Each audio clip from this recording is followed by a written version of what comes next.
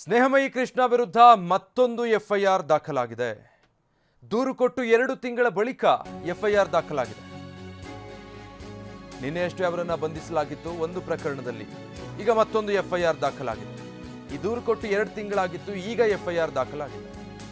ಬೆಂಗಳೂರಿನ ಬಸವೇಶ್ವರ ನಗರ ಪೊಲೀಸ್ ಠಾಣೆಯಲ್ಲಿ ಎಫ್ಐಆರ್ ಆಗಿದೆ. ಪವಿತ್ರ ಎಂಬ ಮಹಿಳೆ ದೂರು ಕೊಟ್ಟಿದ್ರು, ಅದರ ಆಧಾರದ ಮೇರೆಗೆ ಎಫ್ಐಆರ್ ಮಾಡಲಾಗಿದೆ. ಸ್ನೇಹಮಯಿ ಕೃಷ್ಣ ಮತ್ತು ಮೈಲಾರಪ್ಪ ವಿರುದ್ಧ ಕೇಸ್ ದಾಖಲಾಗಿದೆ.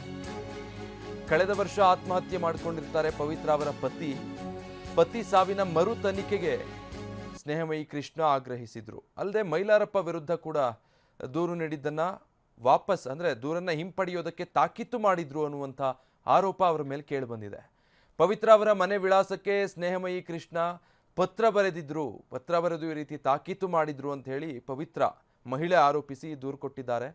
2 ತಿಂಗಳಾಗಿತ್ತು ಅವರು ದೂರು ಕೊಟ್ಟು, ಈಗ ಅದು ಎಫ್ಐಆರ್ ಆಗಿದೆ. 2025 ಡಿಸೆಂಬರ್ 5ರಂದು ಸ್ನೇಹಮಯಿ ಕೃಷ್ಣ ಅವರು ಪತ್ರ ಬರೆದಿದ್ರು. ಇದರಿಂದ ನಮ್ಮ ನೆಮ್ಮದಿ ಹಾಳಾಗಿದೆ ಅಂತ ಹೇಳಿ ಆರೋಪಿಸ್ತಾ ಇದ್ದಾರೆ. ಬಸವೇಶ್ವರ ನಗರ ಪೊಲೀಸ್ ಠಾಣೆಗೆ ಪವಿತ್ರ ದೂರು ಕೊಟ್ಟಿರ್ತಾರೆ. ಆಗ ಬಸವೇಶ್ವರ ನಗರ ಠಾಣೆಯ ಪೊಲೀಸರು ಈ ಸಂಬಂಧ NCR ದಾಖಲು ಮಾಡಿರ್ತಾರೆ. ಈಗ ಸದ್ಯ ನ್ಯಾಯಾಲಯದ ಅನುಮತಿಯ ಮೇರೆಗೆ ಎಫ್ಐಆರ್ ದಾಖಲಿಸಲಾಗಿದೆ.